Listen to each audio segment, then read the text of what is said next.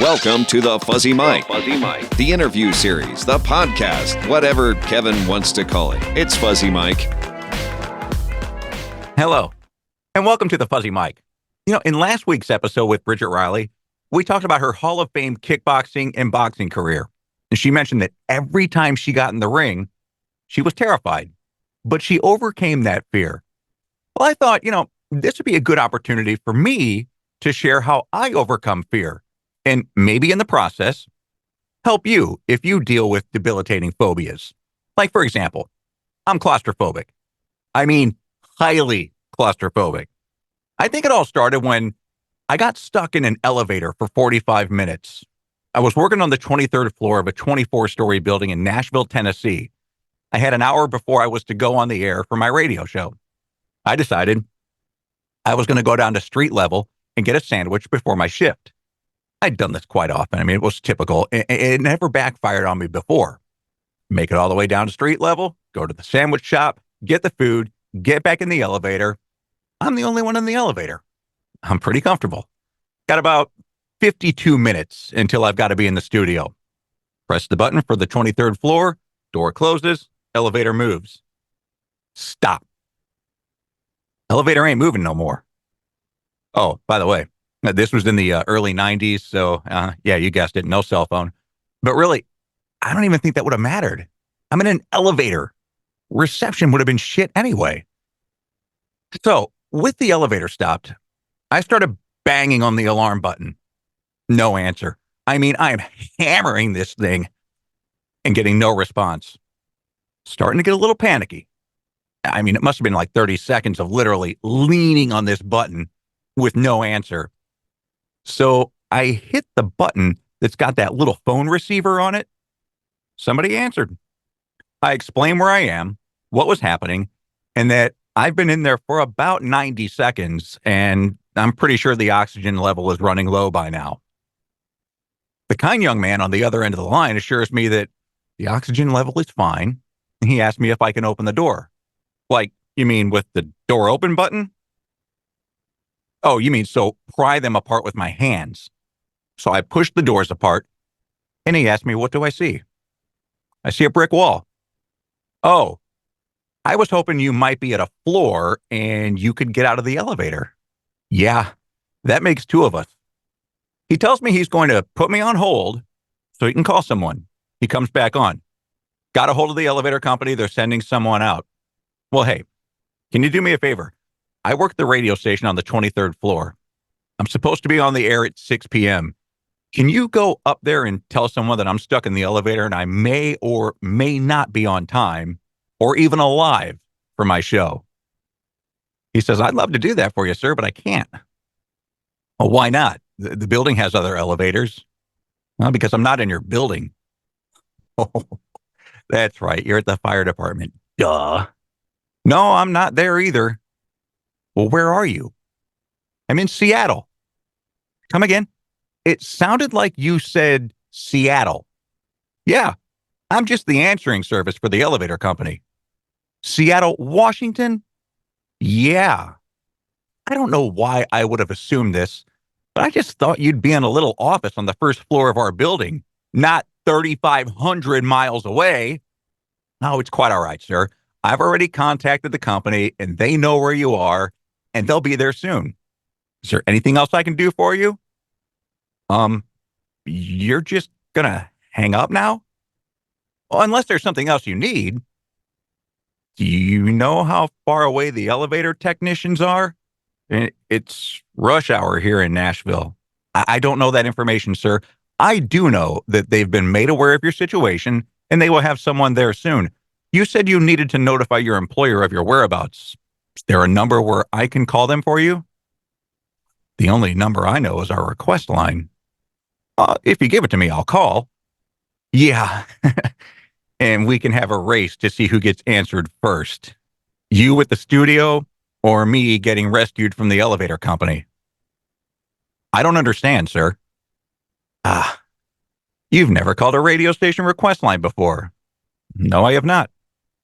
We have 2 in-studio lines. Thousands of people calling. Do the math. Let me at least try. I give him the number. He puts me on hold, then comes back. It's busy. So you say you're in Seattle, huh? Yeah. You a Ken Griffey Jr. fan? He's my favorite Mariner for sure. Cool.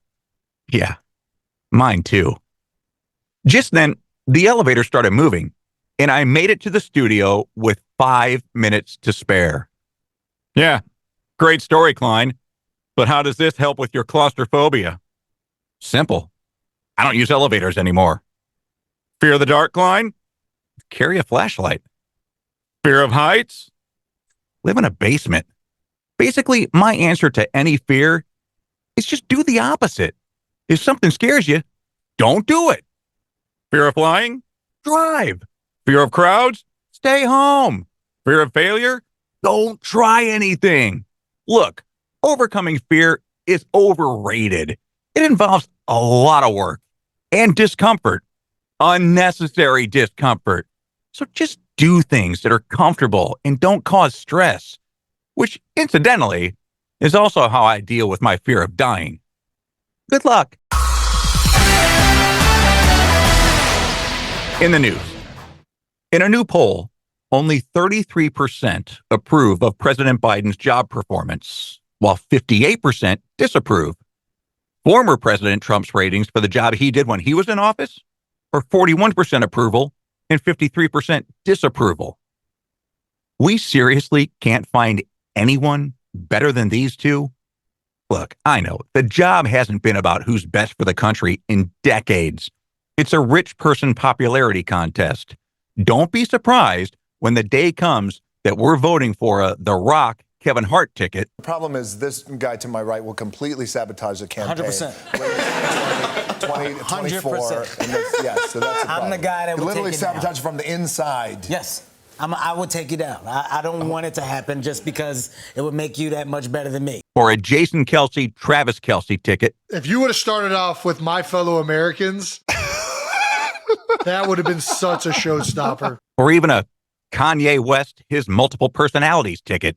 Everybody says, who does he think he is?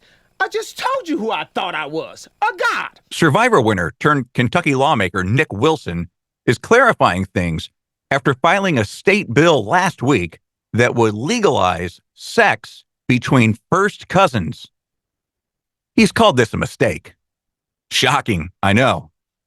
I thought that already was legal in Kentucky. You're an Uncle Fucker, yes it's true, nobody fucks uncles quite like you. Finally, during the past CES, Consumer Electronics Show, a new device that will be available publicly later this year was unveiled.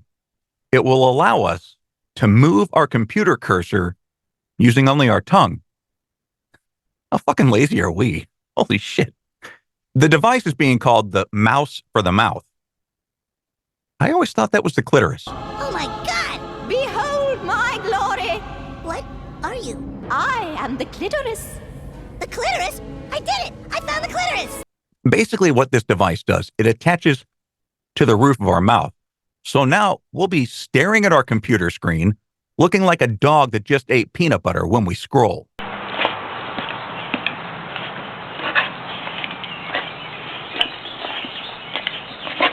And what? This is going to replace carpal tunnel with carpal fungal? You so fucking stupid when you talk. That made me laugh.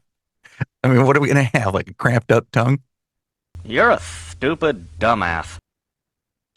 Seriously, these are the questions that have kept me awake at night after I read this article. Ladies and gentlemen, I give you your moron.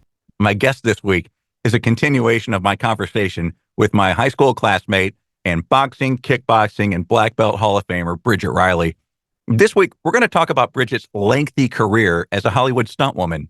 She's the original yellow Mighty Morphin Power Ranger, and she's stunt doubled for Scarlett Johansson, Amanda Seyfried, Maria Bello, Rosie Perez, and several other high-profile actresses. She's been in the Twilight Saga movies, Bad Boys for Life, The Scorpion King, $1 Million Baby. She actually boxed against Hilary Swank, and tons more movies that I'm sure you've likely seen. I go on IMDb. I see 50-something projects that you've been a stunt woman on, but most of them say uncredited. What does that mean? No, it's really weird. Even sometimes in movies I'm in, I mean, I get the residual. I worked it. I'm not in the credits. It's really weird. I don't know if something gets messed up with paperwork or what. And I let go of my IMDb Pro because once I got cancer, I just thought I'm done. I'm done with everything. I really thought the jig is up. Not to be negative Nancy. So I got rid of stuff that I was paying for, IMDb Pro. So a lot of stuff is on, and I can go in there. I think if I get it back, and I like this one agent who I might be working with is like, you have to do IMDb Pro. I'm just like, ugh. I've been paying. I mean, you're paying for so many things. I'm like the stunt.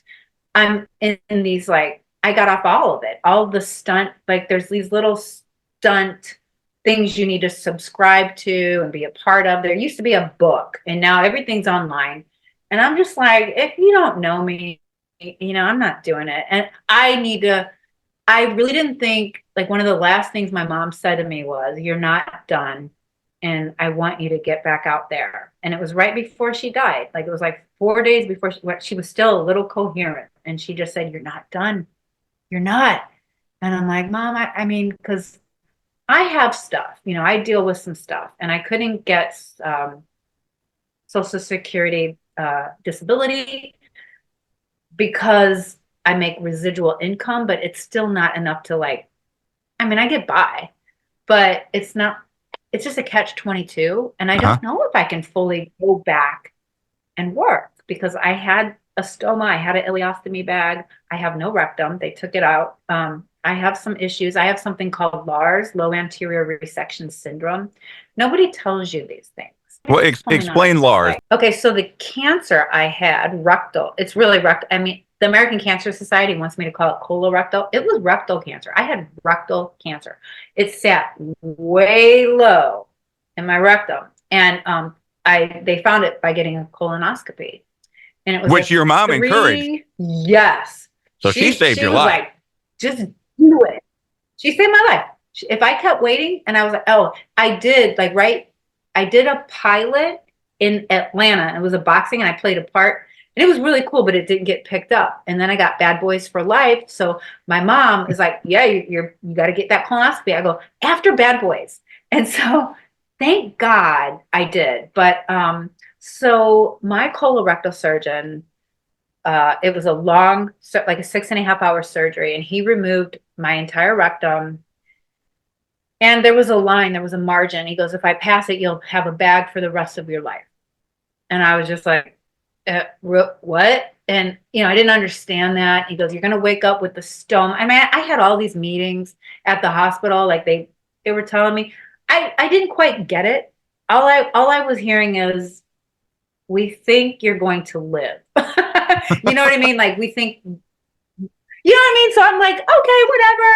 And I woke up with a bag and a stoma. And I knew I could either wake up with it or not.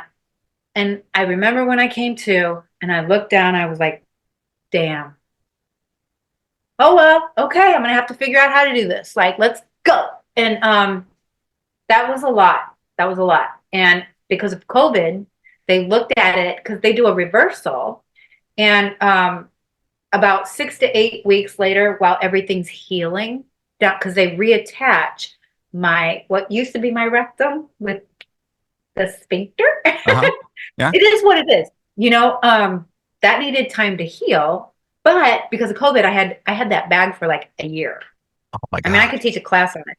Yeah, it was a lot. And so I'm like, I can't work with this. I mean, and there are people with a bag who do things, who do amazing things, who run marathons, and I'm all for it.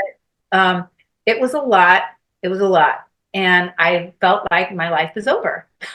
Wow. So I went through that whole thing and the whole depression and the whole, like, my whole identity is gone. And I know better because I already went through that with fighting. Letting go of fighting was like taking a bullet, but I'm like, I'm alive. So I'm going to have to figure this out. I'm going to have to figure out something else to make me feel like I'm still on this planet. And when my mom said, you're not done, I went, okay. And I literally, it's weird. I got a call to do A League of Their Own up in Pittsburgh, which is the remake from the film.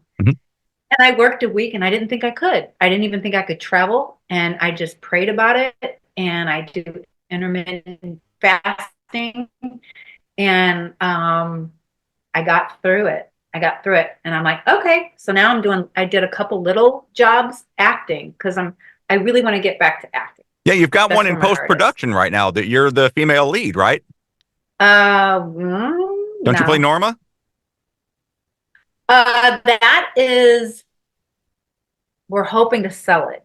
Okay. But I was the mom. Yeah. So we'll see. It's called The Force. And that was exciting because Florida, there's like all these young students and you've got Orlando, Tampa, and all these, we're way down in Naples. So I had to drive up, but there's these young, hungry directors. And I'm just like, I want to act again. And, just reading and being a part of it. It's different. It's non-union. And then I was nervous about getting in trouble because I'm SAG, but I'm like, I'm acting. I have to do non-union. I'm not going to go walk onto a major TV. That's the reality. Nobody knows who I am as an actor. They know me as a stunt woman. And as a stunt woman, you get pigeonholed and they put you in a box and they don't even think you can deliver a line. And I'm like, give me a chance, man. So acting is not easy. Acting is hard. A lot of people don't realize how hard acting is. And I didn't either until I took a class. And I was like, I can't do this. I think you could. Well, no, the reason that I can't do it is this. I'm a people pleaser, okay? And I'm doing this one line and the teacher's like, okay, do it this way. Okay, now do it this way. All right, now do it this way and do it this way. And the whole time I'm thinking, I'm doing it wrong. I'm doing it wrong. Not really the case, but that's what I'm thinking. It's hard. It's so freaking hard. It is. It's really hard. And Bob, when we were in LA, he went to Barron Brown, which is a major acting studio out there. They had De Niro and Halle Berry. I mean, the list goes on. And I did it for 6 weeks, and I was like, I can't do this. Like it takes your whole life and emotionally prepping, and it was Meisner, and it's like acting, reacting off that, and listening. And he did it for a year. He did really, really good. And I thank God I got a job in stunts. I was like, I'm done. You have to know acting to be able to do stunts because you're just not out there being athletic. You actually have to be a performer too. You're action acting, which is really hard. And a lot of times not having lines in acting is harder than having lines, to fill the space. And you just got to get there. I really like it now. Like I'm up for the challenge. I'm like, I really am. I'm like, I need to do this. It was my first thing, so I'm like, let's go back. So you said earlier that you kind of after boxing lost your identity. What's your identity now? A child of God. Just, okay. I mean, I am, not freak out, but I just have a faith in God. And I'm like, I know you do. He made me and I am whole. I am complete. And I'm his daughter. I'm daughter to the king of everything, who created everything, who made everything. And that's who I am. And I'm a housekeeper. And I love that. I love my little home. I'm a wife. I love making dinner for Bob. Like I love cleaning my home. I'm OCD. And, so I love all that. And I've just slowed down. I'm a minimalist and I really love my walks. I love nature. I love to just be outside. And I love my halo, my circle of friends who are fighting cancer right now, who I'm their biggest cheerleader, that's my identity. After I retired, I struggled with, I always said that that's how I make my living. Radio's how I make my living. Pediatric cancer and philanthropy is how I make my life. But I ducked away from both of them. I mean, I literally just took off. People to this day still don't like me for the way I left. But I needed to. Huh? Now, why, if you don't mind me asking, why did you just say, okay, I need a break? The personal reason was because I tried to do something in my running in 2019 and I failed. and I looked at myself as a fraud, and I didn't think I could go on the radio and ask people to pay attention to our cause and listen to our show. Being a fraud. And you're not. And I like how you self-analyze, but that's a lie because you're not a fraud. Well, you know? But it's when you feel that when you're walking through that thing, it's very scary. Yeah, it is. And it's depressing, and it's like, what am I supposed to do now? Like, am I supposed to be like Mickey Rourke and the wrestler and go, chop some beef in the back of the kitchen? Like, what can I do now? Like, I get it. I understand that. My wheelhouse, I came up with Chad Stahelski, who directs all the John Wick movies, and my demo reel, I can't kick like that anymore. I can't do all that stuff. When I went through 28 radiation treatments, it changed me. And I have scar tissue, and then I had a hip replacement. And I can't kick anymore like that. I could maybe kick a little person, but I mean, I don't have that skill set, and I cannot do the gymnastics I used to do. I'm limited, and that's scary. Yeah. And I can't be me. That's what I was going to ask you. It's funny that you kind of took this into this direction, but is that what you miss about your youth? Yes. Yeah. I miss having, my confidence is different because I knew I was a triple threat. I mean, I could fight, I could do gymnastics. I was very athletic. I can't do all that stuff anymore. It's just the reality. I besides cancer and all the stuff, I'm getting older. I just can't. I can still get down and fight any day of the week. But as far as the flashy stuff, but I do like to see films losing that, like the whole, all the wire gags. I just don't. I don't have that skill set anymore. It is scary, but like you said, we're getting older, but don't you still feel like you're 18 in your head? I do. Yeah. I do. I feel like I'm walking the hall. I feel like I'm walking the halls of Oakville. Yeah. Right? Yeah. I'm like, and I'm not done. I still have passion. I want to do things. I just don't have the confidence. I can't go to a coordinator and say, yeah, I can do all of that. I can't. I got to keep it real. I'm not going to write a check my rear end can't cash because I see these young girls coming up and they do that. They say stuff, and on the day when they get put in a hot spot, and I was always in a hot spot. I was always in the hot seat. When they get put in a hot seat, they're like, they can't do it. They cannot deliver. And that's worse than anything. I mean, that's hot, And I see these young girls. I'm just like, don't say you can do something you can't do. What is a hot seat? Don't gamble. It's like a hard stunt, like jumping from a car to a moving SUV. Yeah. Yes. Flipping over a rail, landing on a cop car that's moving. Yeah. Like, these are hard stunts. Like, everybody can fight, and a lot of people can drive, and a lot of people, they have their specialty. I have a lot of respect for all that stuff. Everybody has their little specialty. And I always try to be more rounded, but I wasn't. I'm the fight girl. I'm the fight girl. But those hard stunts, like I'm just like, even another pretty famous stunt woman, she was at an audition.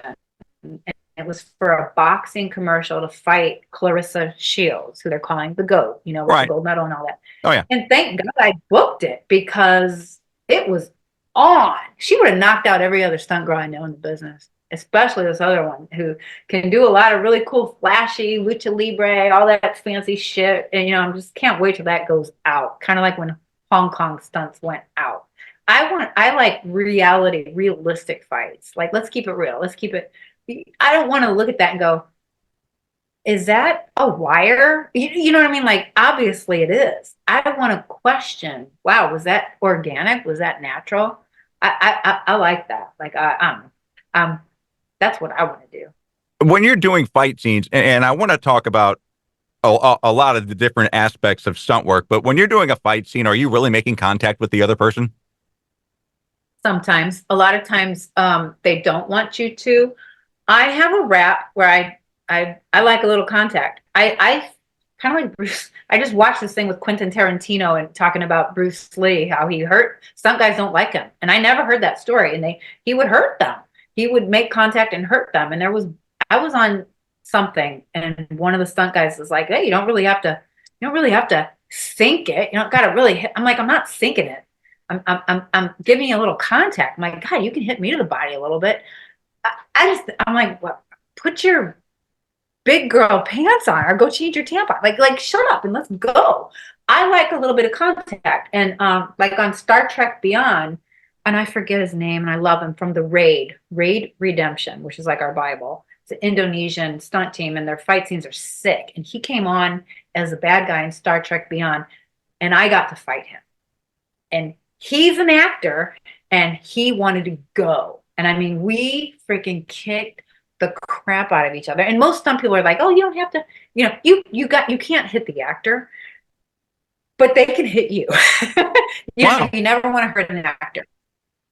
Okay. So you're trying, and you're trying to pull it and have, get close, and how they shoot it, and where they put camera and all that.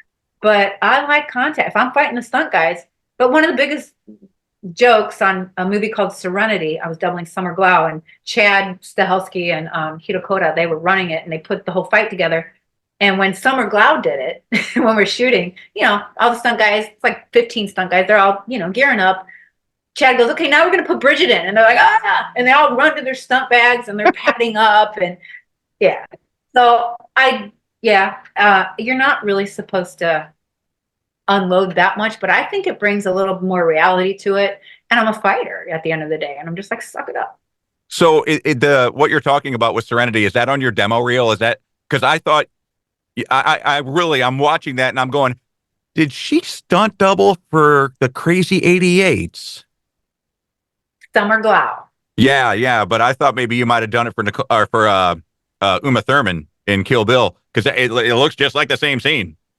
That was Zoe Bell, who was a good friend of mine in LA, and Quentin loved her. And I never worked on that though. I don't know what happened. I don't know if I missed the audition. And she's tall, like they're tall, and so I never worked on that. But yeah, I don't know. Chad choreographed the Serenity fight, and we shot that thing. I mean, we shot the shit out of it pretty quick. Yeah, it's amazing. You take on 18 or 20 guys, all coming at you. How does the breaking of a glass bottle over somebody's head work?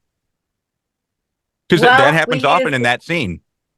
Yeah, it's fake. I mean, they special effects, visual effects, they all work together, and they design it. It's kind of like candy glass or breakaway glass. Anytime you see, and a lot of times, like on a big thing of glass, you're working with, it's a timed thing. When it goes hot, they set it up to help it explode a little bit, but your timing has to be perfect, and you can still get really cut up. Like I've gone through major glass where you just, and once you land, you don't move. It's like, hold on, and you close your eyes, and they spray it, but you get little cuts and nicks all over the place. And so the glass is similar. It'll still hurt. On Scary Movie 2, I remember Keenan Ivory Wayans was playing around, and I was doubling Kathleen Robertson, and it was like he had this vase, and he goes, "Lean back, Bridget. We could maybe do this," and he just drops it, and it freaking wasn't scored. Like we score things, it helps it break a little bit easier. It wasn't even scored.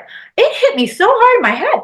I got my bell rung, and my other stunt friends are like, "What is he doing?" It's like sometimes they just don't think. Yeah. You know what I mean? They think you're indispensable. Oh, we need another one. Like Hong Kong, they go through them like freaking I go through underwear. It's like ridiculous. And so yeah, I was like, I can't believe he did that. And I mean that left a mark. But yeah, normally it's scored. They go back and they make set decorators and all of the effects people. They design it, they make it, they give us all fake stuff. And but you can still get hurt. You can still definitely get hurt. How many takes does a stunt? Do you have to get it right in one take, or do you have to do multiples? Oh, we want to get it in one, but but sometimes you get directors, especially new directors or not secure directors, that they're not sure, and they'll catch. And a lot of times you got to turn around on a shot, so you do have to, you get it, and then you got to turn around on it, and they'll get different angles. And I mean, I've done 20 takes, and when you're hitting the ground, and you do not want to do that. Now I've also nailed first take a lot, but there's a lot of factors, because if something gets in the shot, if the boom gets in the shot, if the camera's not right, because some directors, they're very particular on, your camera, your steady cam. There's so many factors. You know what I mean? And so a lot of times it's normal to do several takes. Now, when I do stair falls, I really don't want to do a whole bunch of those. So I make friends with the cameramen all the time. Everything I've worked on, I always make friends with them, and they're cool. They're hella cool. And the grips, I'm just like, hey, are you seeing me? How much are you seeing me? Are you seeing, like, if you're not seeing me, I'm not going to sell out every time on this, Yeah. And it depends who your coordinator is, right? Because some stunt coordinators want you to do it every time. I'm like, no, I want to save my people. I'm going to save you for, I'm not going to, especially if you're not even in the shot, stop it. Grow a set. But you see these insecure, very insecure, new guys or guys that are just, they're kiss asses, and they're stroking the producer. It makes me sick. I just want to throw up. I'm just like, well, somebody could get seriously hurt. Yeah, or dead. So it's like, no joke, and I have to double check, triple check my wire. I always work with really good wire teams. I've been very fortunate. Explain that. Because you could die on your wires. So we have harnesses specially made for us, and they're not cheap. And you harness up and you get hooked up, and so different wires, on Charmed, I got ratcheted all the time. It's flying, boom, I'm flying, hitting walls. And then sometimes when you go to the floor, you got to really know, you got to tuck your chin, and you got to spot, and you just need to know air sense. And a lot of people don't have air sense, and you have to have that air sense and know where you're at. And different wire, there's some million different wire gags. I'm good on wires. I know how to ride a wire. I've done a lot of that. I've done ratchets. Hand pulls are nice. They're a little more forgiving. When you're on a ratchet, it's got pressure, and it's set up like what's that scary one I did? I can't think of it. It was a horror movie, and I'm a witch, and I'm running forward. And when I hit my mark, this guy's going to shoot me, and I'm going to get yanked to my back. And the director did not want a pad in the shot. I was just like, oh, this is going to suck. And it was like 4 a.m. always. That's our big joke. Oh, let's save stunts for their major gag at 4 a.m. Awesome. And so that one, the first one was beautiful. And the second, they wanted one more for safety, and I don't like when they do that either. That's usually when people get hurt. If you got it, move on. Check the gate. Let's go. I don't know. When I did $1 Million Baby, and I got to work with the master, Clint. Yeah. He was like one take. He knew when he had a shot. He knew it, and he knew he didn't have to keep doing so many takes. He knew when he had it, and I was like, wow, that's experience. And that's assurance. He knows who he is. He knows when he's got his shot, Yeah, you were Hillary Swank's opponent number 2. You can't hit her, but she gets to hit you. Is that what it is?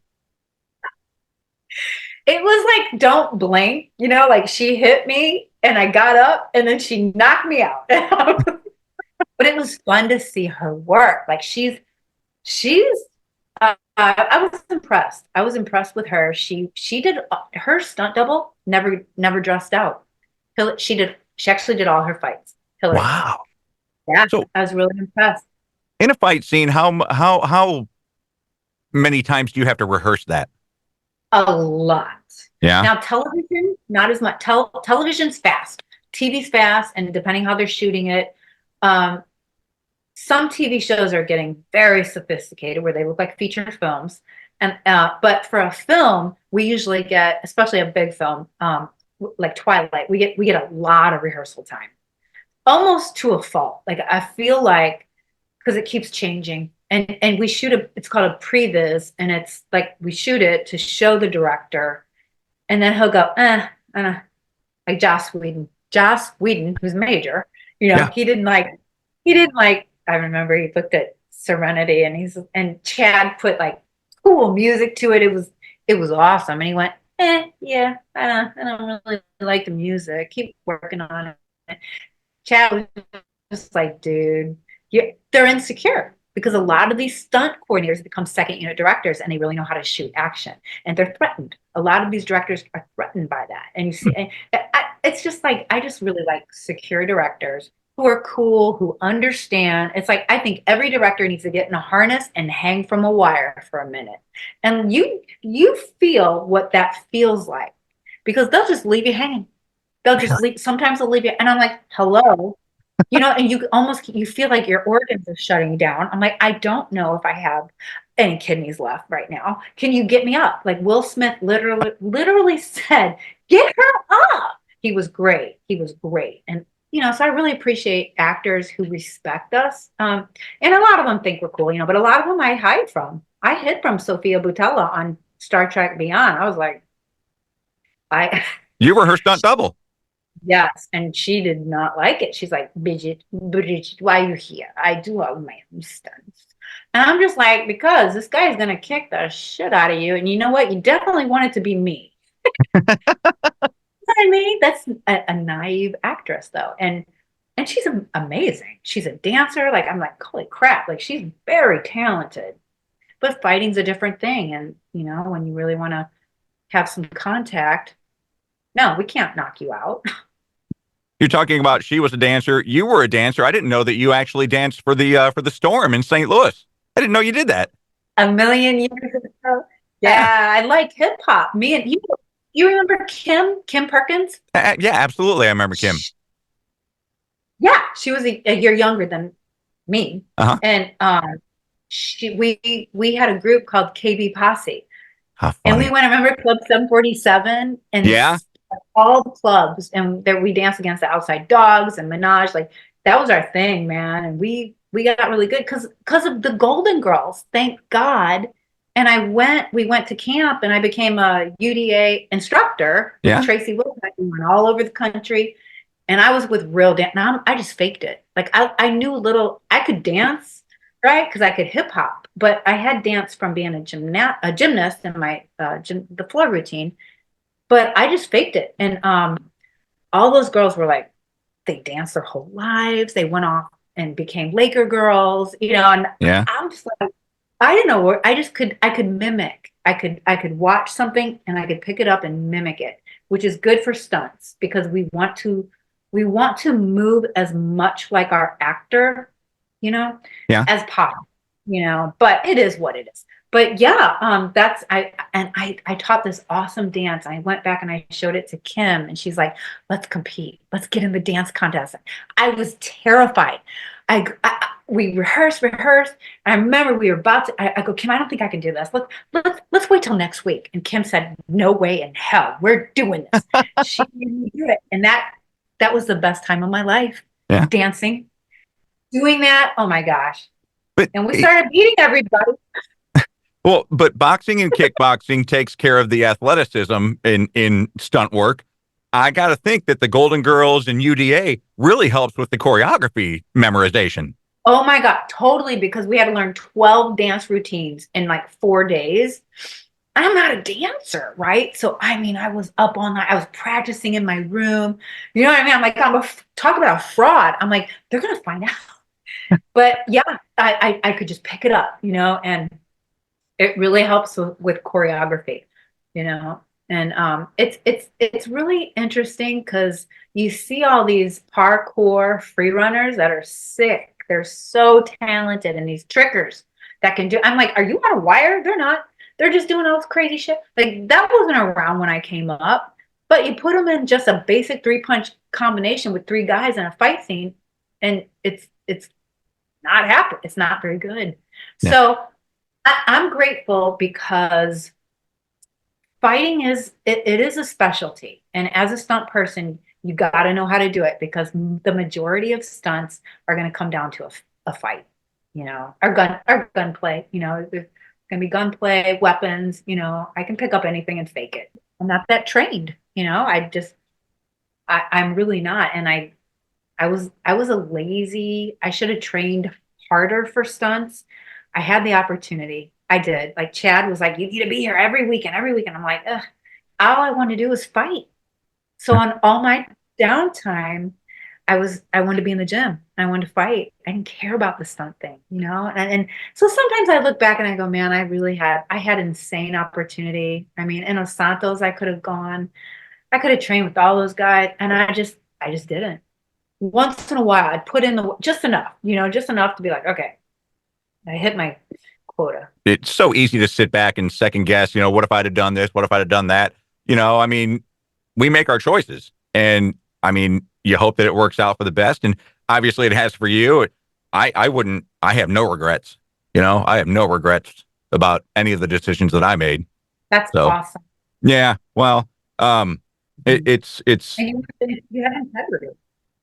Yeah. But just think, I mean, if you second guessed every decision you ever made when you were younger, holy crap, you'd be paralyzed, you know? There would have been you'd have been stuck on pause. Yeah, for sure.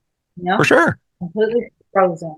So when you're doing a stunt, how long are you on set? Depends. Some days are, I mean, you get in, you get out, and we love those days, but those are rare.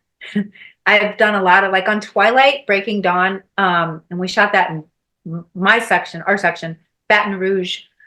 Boy, we had 15, 16-hour days. Like literally we call it a forced call because they're in our contract. We're supposed to have a certain amount of time to sleep. We didn't even have time to sleep.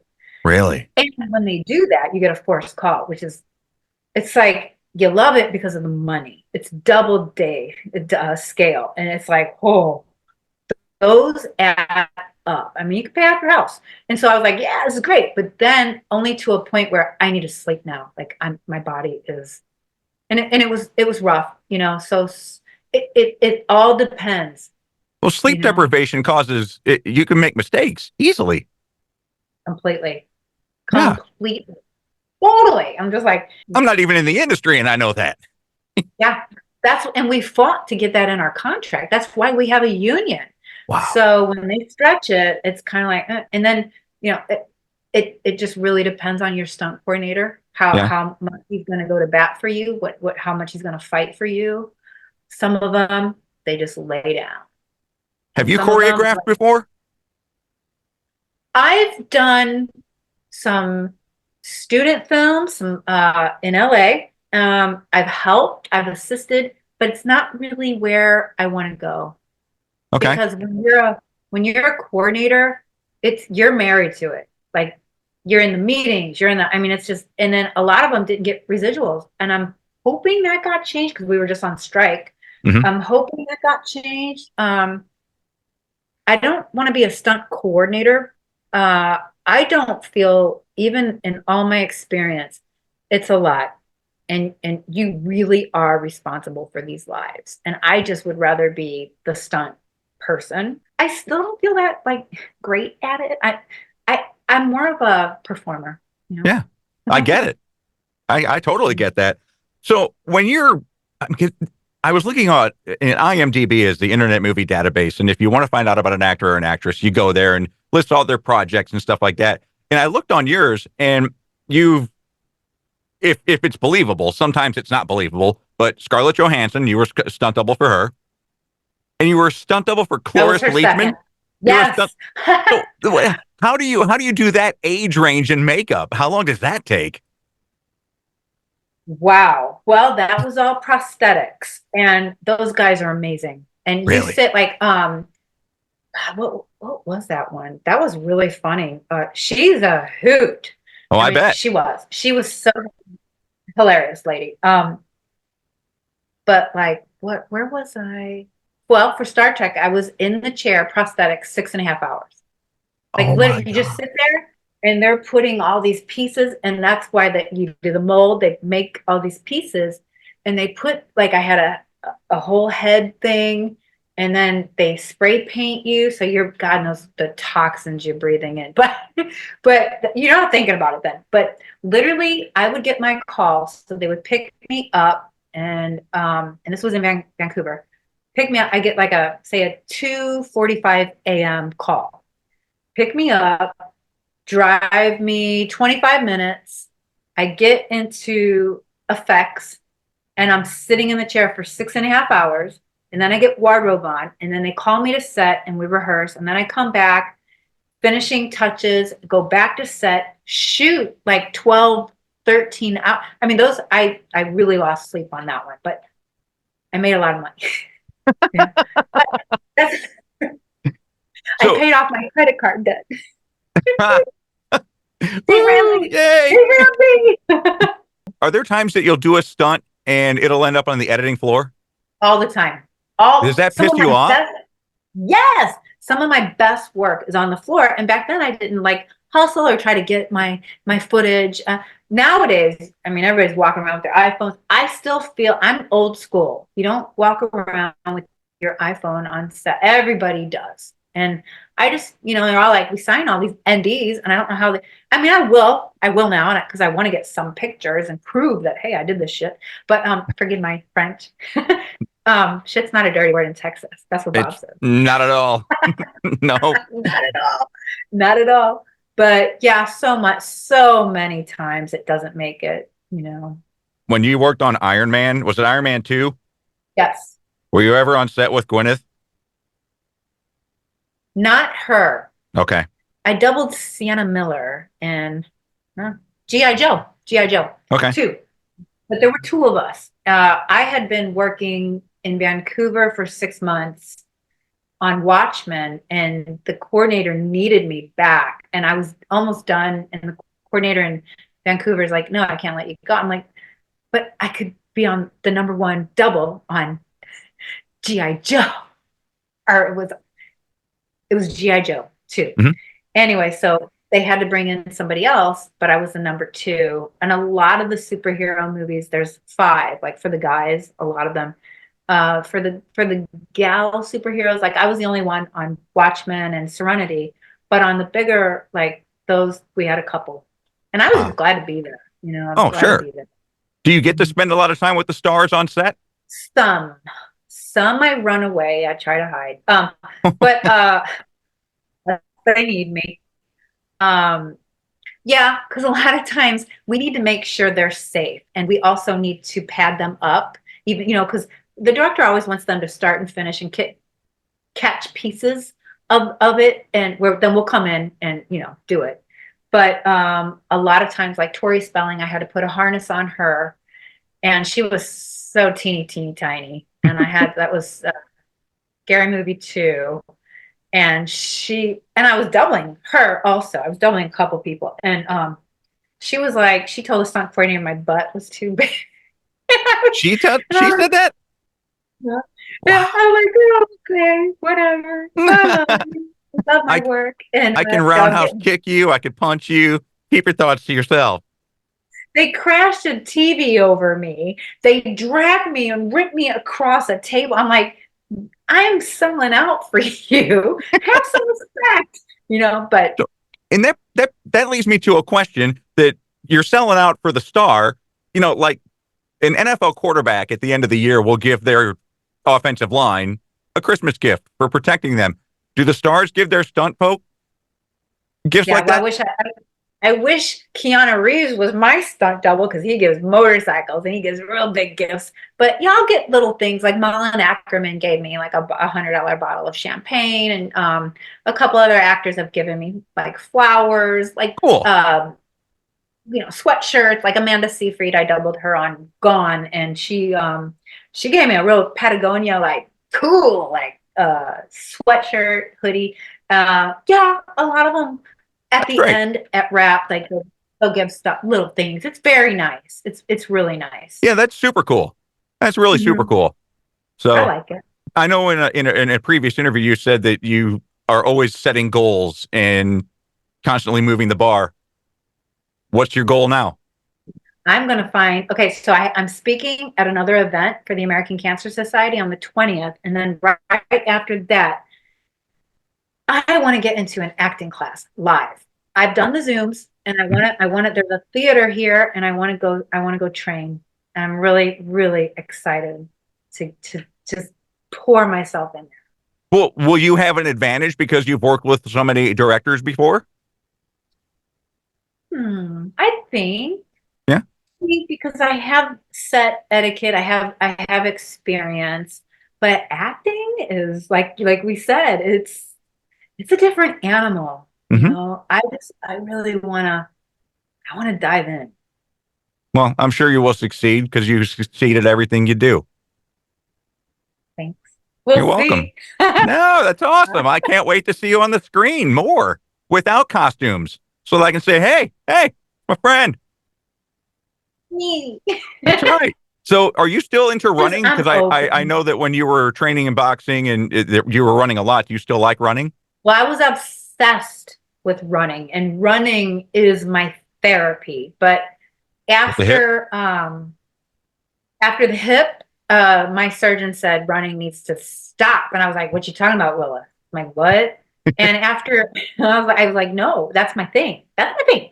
And after radiation, because they made a cast for me to lay in, and it was very targeted. And I had 28 radiation. I had little tattoos. It did a number on me.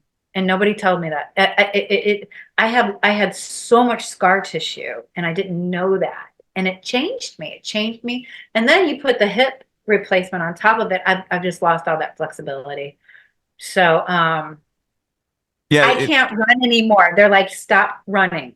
And I was like, so I power walk. I walk fast. And I use little weights, and I box, and I make it a workout, and I love it. I love walking. I miss running, but you know what? It's okay.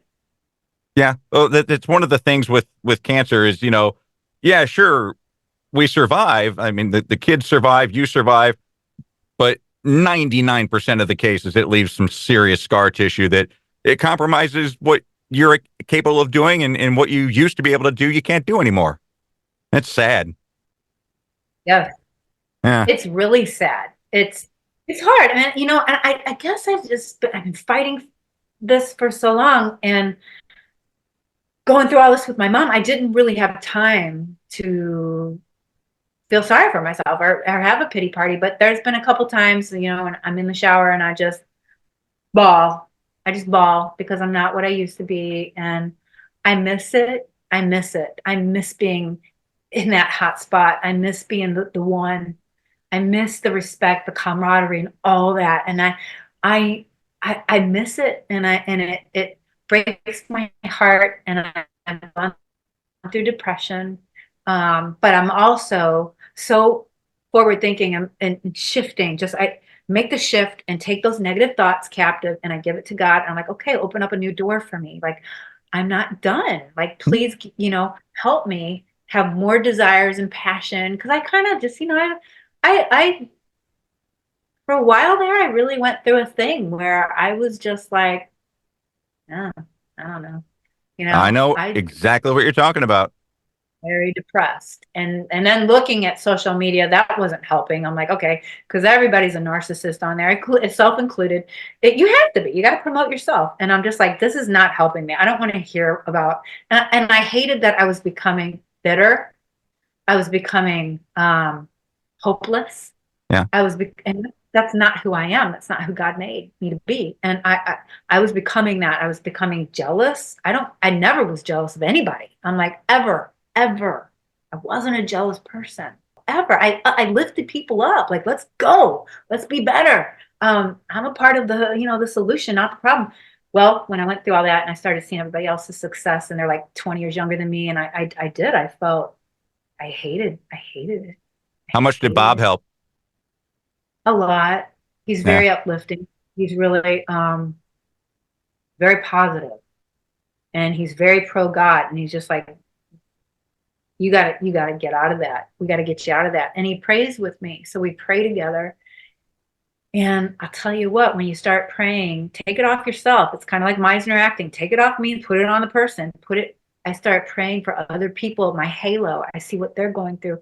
It really brings you back to what matters. And it's like, it's not all about that. There's much more to this life, this existence than that. you know, and maybe that's the lesson. I don't know, God, what's the lesson? Teach me. I want to be teachable. I was very selfish as a fighter. Very, very. Well, you have to be. You have to be. It's your life. It's your health. Totally. Yeah. But I went years like that, missing. I mean, I missed the birth of all Kim's kids, my best friend's weddings. You miss stuff. And I miss my dad dying. And so I thank God I got that redeemed, getting to go be there for my mom. Sure. So it's like awesome. Like God works all things out for the good of those who are called his children. And I'm just like, okay, there's a purpose here somewhere. I don't see it. I might not see it till I die. But you know what? I'm gonna just keep trying, put one foot in front of the other. My steps are ordered. I don't think you have to wait till you die to find out your purpose. I think your purpose is already being fulfilled. It's in helping the halos that you're helping out right now. It's the mentoring that you did with the underprivileged kids. It's the entertainment that you provide people. I think that's your purpose, and I think you found it. Thank you. I didn't find mine. I didn't find mine till I was 35. That's awesome, though. I love late bloomers. You know, I didn't get married till I'm 38. Like, I never thought I'd get married. You know, it's like. But I do think the best is yet to come. And we got to hold on to that, you know, and we just got to, okay, what are we going to do today? You know? Yeah. Well, I can't wait to find out what you do with the acting, kid. That's going to be awesome. Thank you so much for this. I appreciate this. You're welcome. Thanks for doing it. And thanks for so much time. I appreciate it. You too. I'm proud of you. Proud of you too. Thanks, Bridge. Talk to you soon. Okay. Bye. Bye. My thanks to Bridget Riley for joining me. And my thanks to you for listening. If you enjoyed this episode and you'd like to help support the podcast, please subscribe to our YouTube channel and leave a rating and review. Pretty sure if you do, regardless of what you say, I'm going to use it on a future episode. And please share the Fuzzy Mike with your friends. We're trying to grow an audience. As our Fuzzy following grows, I'm definitely going to be indebted to you. To stay connected with the Fuzzy Mike, you can follow on Instagram, Facebook, Twitter, also LinkedIn. For video, please subscribe to the Fuzzy Mike YouTube channel. The Fuzzy Mike is hosted and produced by Kevin Klein. Production elements by Zach Sheesh at the Radio Farm. Social media director is Trish Klein. Join me next Tuesday for a new episode of the Fuzzy Mike. It's going to be an intense one. We're going to talk to somebody who knows exactly how it feels to be on death row. Don't want to miss this one. See you next Tuesday, and thank you for listening. That's it for the Fuzzy Mike. Thank you. The Fuzzy Mike with Kevin Klein. Fuzzy Mike.